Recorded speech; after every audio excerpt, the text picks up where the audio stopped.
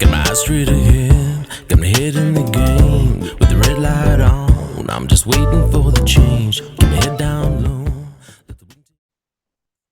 Welcome to the Slippery Slope podcast. I'm Jay Fallon. I do apologise for my voice. I've been a little under the weather the last couple of days. So today I want to talk about something that's happening on the other side of the world in New York City, is that what they refer to as the Big Apple, NYC, New York City? The reason why I'm talking about it is because the same pattern, the same ideology, and the same consequences are already taking shape here in Australia, in my humble opinion. So we've got a video that's been circulating and it's showing what's happening in NYC right now. Squatters are taking over buildings, stairwells are being blocked, families are afraid to walk out their own front door, and the government that not only refuses to stop it, but is actively creating the conditions for it. And if you think that can't happen here, well, mate, it already is. It already is happening here. So let's check out. I'll tell you what's actually happening in New York. The government it's banned evictions. Crazy. Banned evictions, even for people who break in and occupy private property. It's stopped policing what it calls minor crimes like trespassing, shoplifting, vandalism.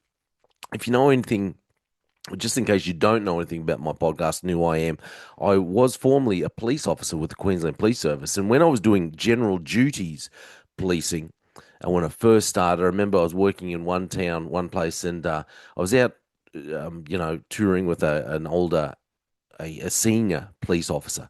And he said what he liked to do was he would do traffic stops even for things that are minor and minor infringements, minor traffic infringements, and it's because he believed that if people felt like they could just drive around with busted lights and all this kind of thing, well then they would just keep pushing the envelope all the time. That if you pulled up people and let them know, you didn't have to fine them every time, but if you at least gave them a warning, spoke to them about it, well, then they at least knew this is where the bar was. You couldn't just come into town, drive into town, and just, drive whatever rubbish little vehicle you wanted. You couldn't do whatever you wanted. Police were out and they were monitoring. They were looking at what's going on. They weren't just sitting in the office, head in the sand, not taking note of what was going on in their town. So I thought that really makes sense. You've got to look at the minor things. You can't just overlook minor incidents all the time. But this is what they're doing in New York. This is what's been happening in Australia too. And they've also raised taxes on the middle class in New York, despite promising to only tax the rich. And they've created a culture where lawlessness is tolerated. And the people who actually work, they actually pay rent and follow the rules, are the ones who are being punished. So the result is that hallways are turned into makeshift bedrooms. And who wants to live like that? Stairwells are blocked, a literal fire hazard, and families are terrified to leave their apartments. And police show up, move squatters on, and then the squatters come straight back. And the government that just shrugs its shoulders. This isn't an accident. This is what happens when ideology replaces common sense. And I think this is what's starting to happen here in Australia. It's been slowly going on, creeping in. Let's look at the ideology behind it, I suppose. The NYC, New York City Mayor Mandani and his political allies openly identify as democratic socialists. And their policies reflect that worldview. Private property is immoral. If you listen to their speech, the way they talk, private property is looked at, viewed at as being immoral. Landlords they're framed as exploiters. Business owners are the enemy. Anyway, self-sufficient people are a threat to the system. And the solution to every problem is more government, more taxes, and more control. And the key point that I wanted to talk about today, I think, for this is when you demonize the people who build society, you eventually destroy society. And New York, in my opinion, is the living proof. We're seeing it all playing out before our eyes. So if you want to relate this back to Australia, which is what how I see it, let's look at this. Australia is not that far behind. We're seeing state governments normalizing lawlessness, overlooking lawlessness in some parts, youth crime exploding, police told to de escalate, which I don't mind police de escalating, but all too often, and this isn't the police officers' fault, offenders get released again and again, which is our system, which is our magistrates and our judges taking a softer look at crime, a softer view, viewing people as victims rather than, hey, these are the people that actually the perpetrators, these are the people that are actually committing the crimes. We've got property rights are being weakened here in Australia as well, from rental freezes to land use restrictions to temporary emergency powers. When I say temporary, I mean temporary that seem to just go on and on. They just seems to never end sometimes. We've got taxes creeping upward. I don't know if it's creeping upward. Taxes just seem to be in Australia just boom, skyrocketing upward. Always just on the rich, but until suddenly the middle class, which I would classify myself as, caught in the net, a political class which seems to be obsessed with ideology, but it's not obsessed with outcomes. They're just obsessed with ideology and catchphrases, but don't look at the outcomes that happen. They just have slogans. We've got this cultural shift that treats success as suspicious, if not, does not encourage success at all, our current government. And it does encourage dependence on governments and views it as virtuous. So just like New York, the people who follow the rules, the workers, the families, the taxpayers, they're the ones who are being squeezed. We are the ones who are being squeezed. Australia is walking the same path, but we seem to be just a few steps and a little bit to the left behind, not quite there. So this, I don't think this is just political. This is also, in my view, moral. It's spiritual. This, because remember, and I've said this numerous times, that we have to end up in this position globally where we have this one world government, where we have this monetary system, where the beast system has complete control as what's described in Revelation. But the only way to have the great reset that they've been talking about for years is to completely destroy the system that's currently in place. So that's why I think this isn't just political, it's moral, it is spiritual. When you think about when a society abandons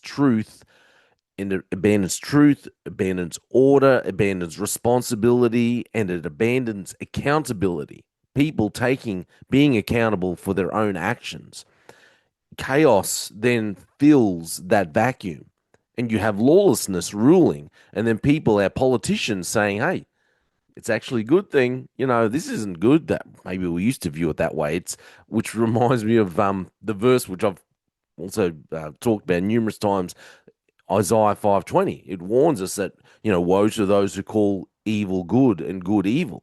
That's exactly what we're seeing, I believe. Criminal behavior is excused. Law-abiding citizens get punished. It's no longer good to have a vision, to own property, to succeed, that kind of thing. That's viewed now. It's talked about as if, no, that's not something you should aspire to.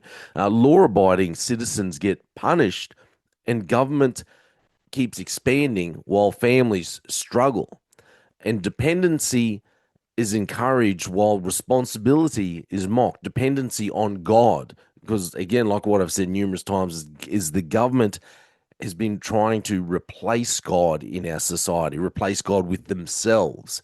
This is what happens when a culture rejects God, worships the created rather than the creator, and rejects God's design for justice, God's design for stewardship and personal responsibility. I personally believe that if you are really a Bible believing Christian, you would have to be uh, a capitalist. You would have to believe in the, well, I suppose, follow a capitalism. Capitalism. You couldn't be a socialist because capitalism encourages people to work for themselves, encourages people to work and take responsibility for their own actions, whereas socialist ideology encourages this dependence on government and relying on others to support you. You know, so why I think this matters for Australia is you can see New York hasn't been collapsing. It didn't collapse overnight, but it did it slowly. It's gone down this slippery slope. And Australia is on that slope right now. We've been normalizing disorder. We punish productivity. We've got this expanding government power. We're undermining property rights. We're teaching generations that the system is the enemy and government is the savior.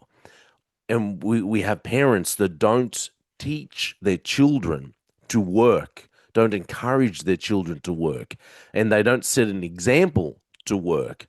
They don't set an example to aspire for greatness and aspire for greatness through hard work and actually saying, hey, well, you do have to actually work hard. You're not just going to be given all these things. And that's why I said you've got these, we're teaching generations that the system is the enemy and everyone, no one else, everyone else is to blame. It's not because you have done anything wrong. And they put themselves, the government, as the savior. The government's the one that can support you in everything, and not teaching that you have to work, you have to labor. And once you reach this certain point, it's very hard to climb back. So New York may already be past that point. It may not not convinced, but it may already be past that point. But Australia doesn't have to be. We should speak the truth even when it's unpopular. Even when the government turns around and say, hey, you have to take this needle because you have to do this, speak the truth. Stand up for your rights. Stand up for your human rights. The government likes to say they stand for human rights, but every time it gets a little bit hard, it doesn't fit their narrative, doesn't fit what they want to do. Human rights always go out the door with the government. We need to defend property rights and the rule of law. Don't take law into your own hands, but we need to defend the rule of law.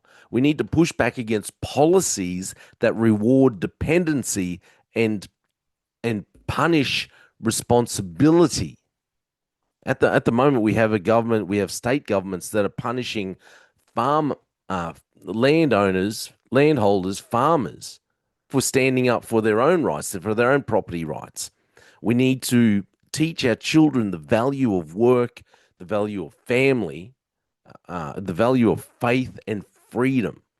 And we need to hold leaders, I've been saying this for years, hold leaders accountable, not for their slogans, because they all come up with these pretty little slogans, but we need to hold them accountable for their results.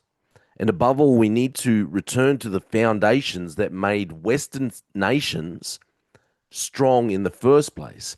And what made Western nations strong are biblical principles, taking personal responsibility and having moral clarity, not all this ambiguity, not, oh, you can be whatever you want to be, even if it's a cat.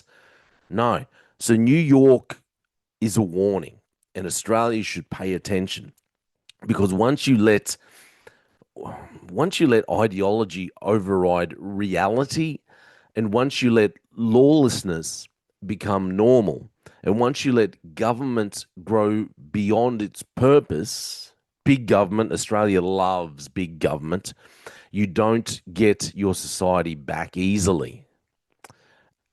As always, look, this is just my opinion. If you want to support me, please check out my music on Spotify, iTunes, all that good stuff. And please give me a like and a share and a hype if that's okay for YouTube. Like I said, this is all just my opinion. I'm still Jay Fallon, and thanks for listening to the Slippery Slope podcast. Just fuel a desire that will take me high.